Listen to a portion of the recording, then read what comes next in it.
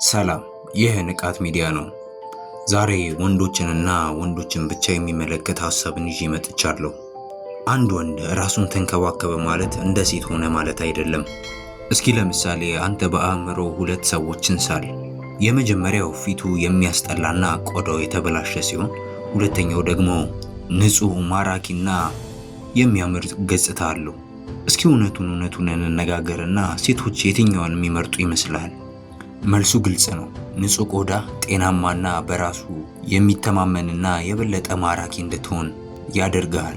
ነገር ግን አንተ የማታስተውላቸው 7 የዕለት ተዕለት ልምዶች ማራኪነትህን እየቀነሱት ቢሆንስ?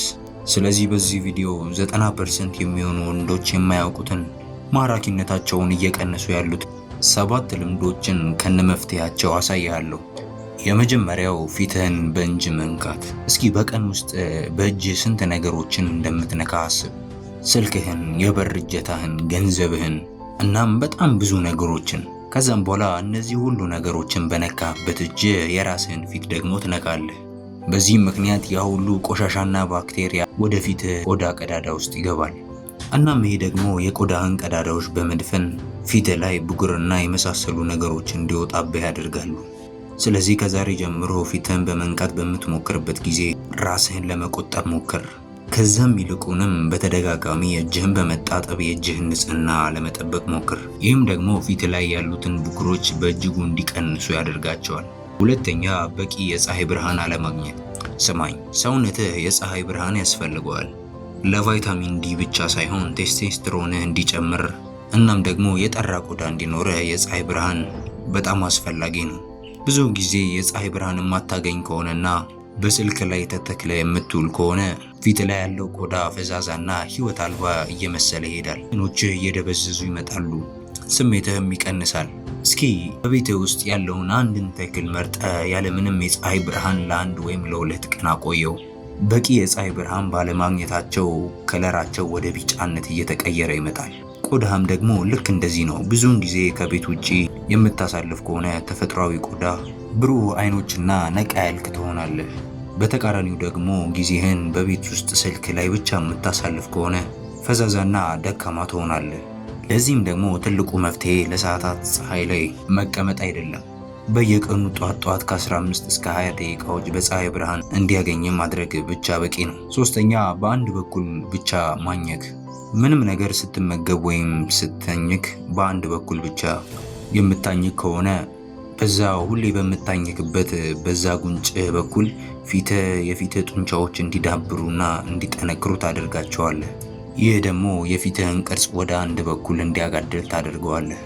ይህንን ችግር ለማስተካከል ከፈለግ ሁሌ በምትመገብበት ጊዜ በሁለቱም መንጋጋዎች እየቀያየርክ መመገብህን አትርሳ።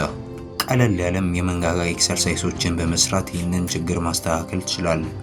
አራተኛ፣ በቂ እንቅልፍን አለማግኘት። እንቅልፍ ሰውነትንና ራስን የሚጠግንበት የህይወት ስርዓት ነው። በቂ እንቅልፍ አለመተኛት ሰውነትህ እንዲደክምና እንዲዝል ያደርገዋል። ይህም ደግሞ አይን አካባቢ እንዲያብጥና እንዲጠቁር በማድረግ አስቀያሚ ገጽታ እንዲኖርህ ያደርጋል። የዚህ ችግር መፍትሄው በቀን ውስጥ ቢያንስ ከ7 እስከ 8 ሰዓት መተኛት እንዳለብህ ነው። ከመተኛትህም በፊት ደግሞ በአይኖች ዙሪያ ቫዝሊን በመቀባት አይን አካባቢ የሚፈጠረውን መኮሳተርና የተለያዩ ነገሮችን መከላከል ትችላለህ። አምስተኛ፣ በቂ ውሃ ለመጠጣት። በቂ ውሃ ለመጠጣት ሰውነትህ እንዲደርቅና እንድትጠቁር ያደርጋል። ይህም ደግሞ ፊትህ ለስላሳ እና አንጸባራቂ እንዳይሆን ያደርገዋል። ይህንን ችግር ለመቅረፍ ከፈለግ በቀን ውስጥ ከ2 እስከ 3 ሊትር ውሃ በመጠጣት ማራኪ የሆነን ገጽታ ማግኘት ትችላለህ። ስድስተኛ፣ ከፍተኛ የሆነ ጭንቀት። ጭንቀት ጤናህን ብቻ ሳይሆን በእጅጉ መልክህን እንደሚያበላሸው ማወቅ መረዳት አለብህ።